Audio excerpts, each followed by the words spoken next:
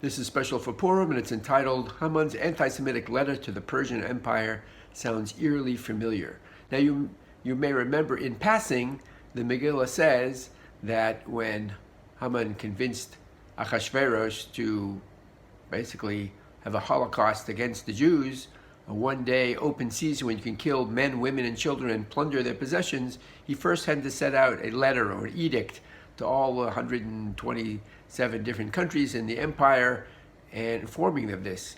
Now, of course, the Megillah doesn't tell us what this letter said, and it's a curious thing because, here, as Rav Soloveitchik pointed out in one of his Yortzeit Shurim on Purim, everybody from the empire was just sitting together at these parties not long before, and now all of a sudden they hear that it's open season to kill out Jews. What happened? What could they have done? They've been living together for all these years. They didn't notice anything so terrible about the Jews. What could Haman dredge up to justify this? Granted, there were plenty of anti-Semites may have been happy with the news, but what could he dredge up? What's the official line? So, of course, the letter is full of lies, and that's really why it's so eerily familiar. It sounds like it was written in this century. So Haman basically spells out the history of the Jewish people. He talks about the Jews being welcomed with open arms into Egypt, and the king going out of his way to give them the best lands, and they prosper there, and yet one day they come up with this wild story that they're going to go into the desert and worship their God for a few days, and they ask everybody for help, gold and silver and clothing, and they take everybody's stuff and they run off, totally ingrateful for all the amazing welcome and the beautiful life they had in Egypt. They're running off with everybody's stuff, and of course the Pharaoh has to go chase them because what's he going to do?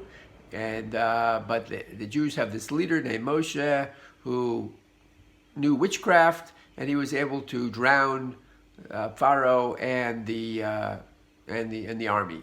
Of course, no mention of slavery, no mention of Yosef saving the entire Jewish, Egypt and the entire world with the, from the famine. Okay, that's how selective in facts this letter was.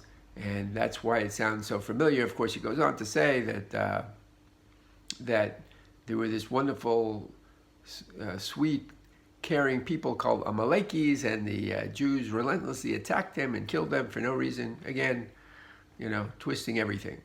It's also interesting, the Midrash goes into an explanation of how easy or difficult it was for Haman to actually sell this to Achashverosh and his court, because their first reaction was, what are you kidding? You're going to start up with the God of Israel?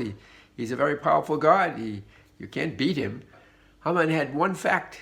He said, look, if you know that the Jews were just exiled, the temple was destroyed, this shows that this powerful God is no longer powerful. He got old and weak, and for some reason everybody heard that and they said, okay. They accepted that and went on with the plan. So that's why I said it sounds eerily familiar, because it sounds like Nazi propaganda. As you may know, in order to justify the putting Jews in ghettos in Poland, the official medical association in Germany issued a statement saying that Jews cause typhus, and so we're going to put the Jews in these ghettos to protect the Poles from typhus. Okay, you got many examples of German propaganda. You have, the elders of the protocols of elders of Zion, all these things, even, calling Israel an apartheid state. All these things are, major flaws in their factual, to put it lightly.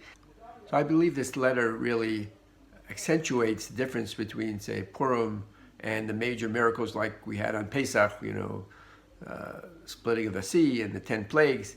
Purim is everyday hidden miracles that God does in running the world.